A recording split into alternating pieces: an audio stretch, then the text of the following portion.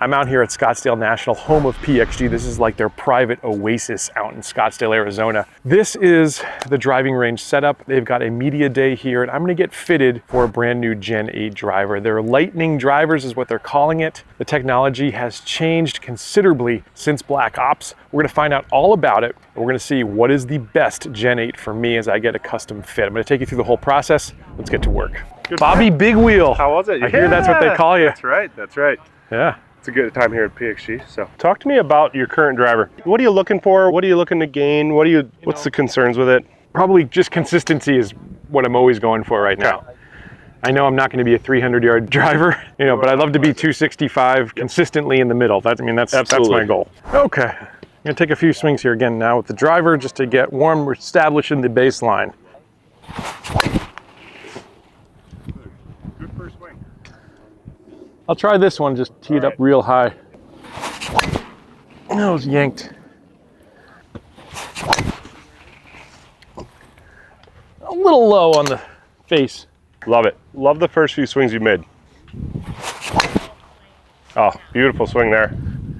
Good one, Gabe. Thanks. That's going to be a good one for us to compare against. Club head speed was 99.9, 148 ball speed. Smash factor was 149. That's a good one here for us. That's going to be a tough one to beat, I'll be honest with you. 15.1 launch angle, 260 carries. Really well done there on that last swing. So let's talk about the drivers. We've got 3 different options to choose from. Yeah. So we've got Lightning Tour, Lightning Tour Mid, and Lightning Max 10K. So would the Tour itself be like a low spin model then? Or? So our Tour model is going to be the deepest face. It's going to be designed for kind of that high launch, that really low spin. Tightest trajectory is really the goal with the Tour players, but they also want maximum workability. It's going to have that traditional pear-shaped design, a little shorter from front to back. And then the Tour Mid's going to give us a little bit more elongated club head, a little bit shallower club face, a little bit more forgiveness. And then we go into the Max 10K, which is going to be our, well, lack of a better term, game improvement. We don't want to say game improvement though, because some of our tour pros use it. Really, really nice club shape, a little bit longer again from front to back. When it's longer from front to back, that gives us even more forgiveness. This is our Tour Mid. What we've done is we've done a few different enhancements to the club. Number one, we're going to start with the face. This is a frequency tuned face. What we were able to do is kind of look at the vibrations that happen when we hit the golf ball, and we want to be able to maximize the time with the face making contact with the ball at impact. And so the best way we compared it, our engineers, when they talked about it, was think of when you're bouncing on a trampoline. You can bounce really high on a trampoline. It's really nice. You have a good time. You get a couple of friends around you, and they time up that jump, and all of a sudden you get the timing happening all around and the energy comes back. That's what we were able to accomplish, and that's what our focus was. So that's really, a great analogy, Bob. Really cool technology, really fun. And then the other enhancement that we made versus our Black Ops driver was we were able to increase the amount of carbon. When we increase the amount of carbon, we're able to have a little bit more movement with the weight in the front, a little bit more movement with the weight in the back. And then we really found that we also were losing a little bit of energy in the sole of the golf club. So what we did was we brought in this spine sole. And if you think of a piece of paper, if it's just flat, it's going to fold together really easily.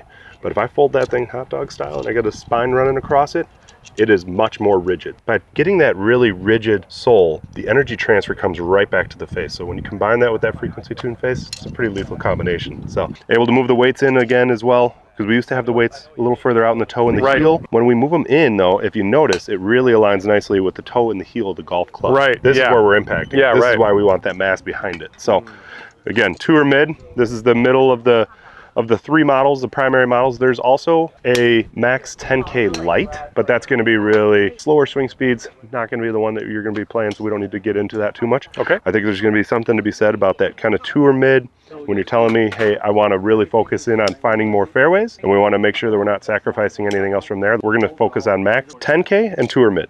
Beautiful. So, what's the current loft on the driver?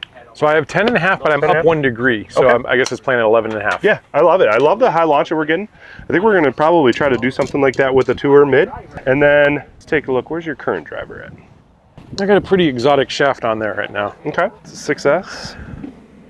All right, we're going to start with the Diamana. Okay. This is a good one for us to get a good feel for the Lightning, and then we're going to tailor in the shafts as well. In terms of driver shaft length, what is the standard for PXG? We went to 45.5. We found that that also gave us a little bit more of an upright setting for most golfers, also with more speed. And speed and distance is the name of the game, still in the game, and we know that. And so when we had it at 45, we probably saw a little tighter dispersion and better control, but we saw a little bit of a reduced club head speed and ball speed when people would come in with the competition's driver. So unfortunately, you kind of have to match it. Same with game improvement irons. Well, with all that tuning you did to the face, make it more forgiving, that kind of makes up for maybe that lack of dispersion as well. Exactly. So I like the 60-gram stiff for you. I think that's a really good combination.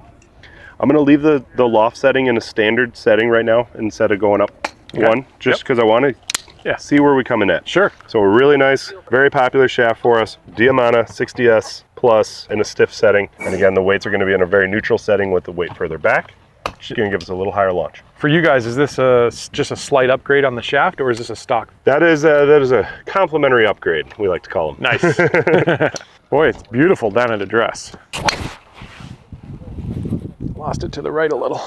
Pretty solid on the first swing, right? It was fading a little right on me. A little fade, okay. Yep. I'm intrigued by the numbers that we see for a fade. That was off the toe. A little turning it over, yep. Yeah. Club head speed 100, 149 ball speed, smash factor was 1.49, and that's for one that you turned over and pulled a little. Yeah, that was definitely not the center of the club face. Yeah. Launch angle was 14, total distance 276, a little shorter carry, again, because of that hook. So, right. All right. That was really pretty golf shot right there. Pretty nice, yeah. 99 mile an hour club head speed, so a little bit of a smoother swing. Makes sense. 148 ball speed, really good smash, 1.48. Launch angle 14.1, 1870 spin rate. So the carry was 252. Really nice, really nice. For my type of swing, where would you like to see the spin number? I do want to see it a little higher. I want to see it just because I want to see that carry distance increase a little bit. I think with that club head speed, right, or the ball speed right around 150, we want to see that spin probably around 2100. I love the launch that you're getting though at that 14.1. It's a very playable distance. The nice thing about that shot is that shot can be played on any golf course, whether it's windy, whether it's firm, whether it's soft. You're pretty close to where you need to be. I think if we can increase spin just a touch, we're going to be in a pretty good spot.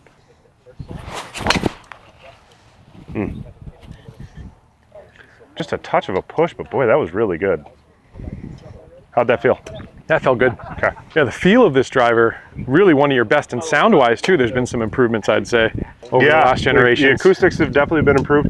Adding the carbon fiber into it and even that frequency tune face is really allowing for us to get, sound equals feel, and it does give us a little bit more of a solid feel. We're excited about where we're at with our metal wood line these days. Yeah. 101 club head speed, 150 ball speed. Launch angle on that one was higher, like I thought. Spin rate, higher, 22, 34. 265 carry. Nice. Really good. Wow, that's max I can get. 265 generally. carry is really nice. I love that. So on that kind of swing I think we're really close to where we need to be, but let's tinker with another shaft option. Okay.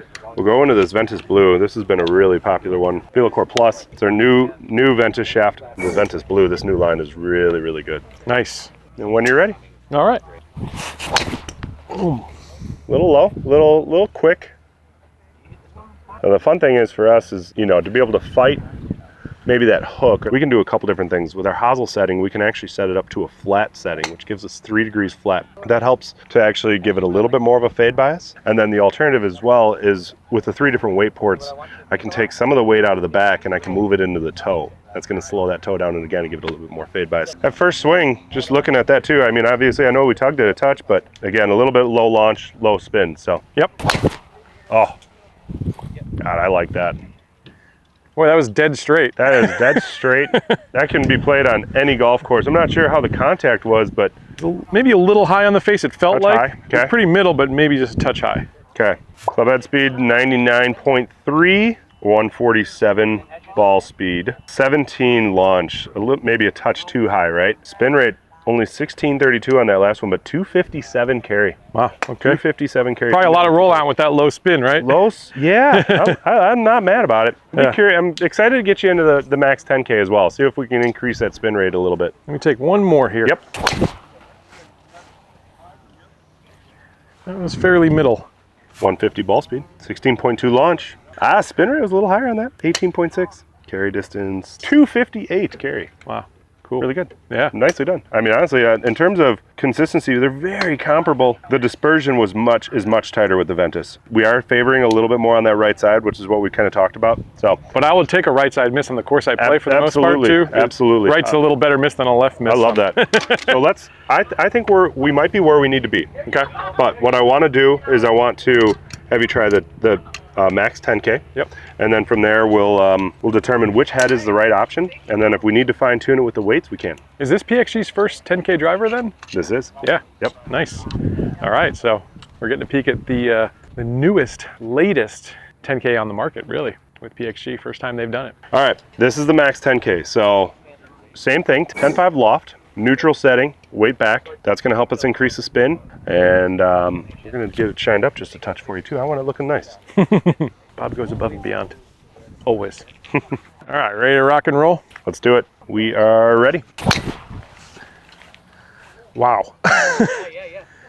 Felt great, sounded great. That jumped. Yeah, it seemed like it blew off the club. It did, it did. The only concern that I have with this driver for you is it is going to have a little bit of a draw bias. It's going to have a little bit of a closed face. That tour mid's going to set open just a touch. Yeah. I love this for speed and spin, but I want to make sure that we don't get it too much. Now again, I can still tweak it and give it a little bit more of a fade bias. Sure. Really good first one there, 149.7 ball speed. Smash factor 1.49, really nice. Launch angle 13.2, makes sense. The club face was a touch closed at impact. Hey, our spin rate came up, which is interesting considering it was a draw. So spin rate's 2050, carry was 250, and considering it was a hook, that's a pretty darn nice start. Okay. Very happy with that. Oh, God, that was a great swing. Oh, we gotta say that with a grain of salt because my early release isn't the most beautiful swing. That one was boring. It was good contact though. That was beautiful. Club head speed was only 99.8. 148 straight as an arrow. 2200 spin. Oh yeah. Awesome. Love that. Yeah. That's what I was hoping to see. It's usually my magic number. A little bit higher spin rate, yeah. Just as I anticipated. 264 carry. Wow. 264 carry, 2200 spin. Now that is almost absolutely optimal. I don't know what else we can really do at that point, but I'm going to have you hit one more just for the fun of it. Really good. Really nice shot. Well, we got to make sure I'm consistent too. Absolutely. I might be also just grooving my swing a little bit too. Who knows? Nope, it's all the club. Yeah. I hit that low on the club face. I like that miss though. Low on the face, a little bit of a leak. Just came out of it a touch early. Yeah. 147 ball speed, just as we thought. 12.4 launch. Spin rate was higher, 2475. So really nice 245 carry. Talking about dispersion and tightness, this is also giving us very similar to the tour mid. Really good between those three shots. The three shots with the tour mid. Your average distance was a little bit higher though. So pretty satisfied with that tour mid. What do you think? I like that. Yeah. Yeah. Tour mid seems like it's a little bit of a better. Yeah. In terms of tighter, a little bit more consistent, a little bit more distance. Let's go ahead and go back to the tour mid, and then we'll just put just a teeny bit of weight in the toe. Okay. Just to slow that toe down a little bit because again, my miss late in the day, you get to those 15th, 16th, 17th holes, of course the 18th hole, I just start to get a little handsy, armsy, and that toe kicks over and start to see some hooks, which definitely don't play well at Carrollwood. So what do we got, Bob? Well, you know what we're gonna do first is we're actually gonna, before we start changing the weight, because hard to mess with damn near perfection. You hit it really straight, and I was very happy with that. I don't want to change too much weight yet. What I am going to do is I'm going to put it in the PXG in the flat setting, and that takes that hosel configuration and makes that toe just go a little bit flatter, right? And gives us a little less lie angle, a little bit reduced lie angle. So perfect. That'll help you with just favoring that miss to again avoid that left. Oh boy! Oh gosh, if I could do that on a golf course, I would be in heaven. In heaven. It's going to take forever for it to stop rolling. That was perfect. Good swing, man. Honestly, that was awesome. Thank you. Good first swing. I love it in the flat setting, too. Honestly, I think that's in a really good spot there. Okay. Tour mid, 10.5, Ventus blue, 6S. Love it. Nailed it. Nailed it. Nailed it. Never had a doubt, Bob. I was never a doubt. Never a doubt. Fantastic, my friend. Pleasure. Thanks so much. For sure. Absolutely. Appreciate it. Another amazing fit from Bobby Big Wheel here at PXG at Scottsdale National. I'll catch you back here next time on another edition of Let's Play Through.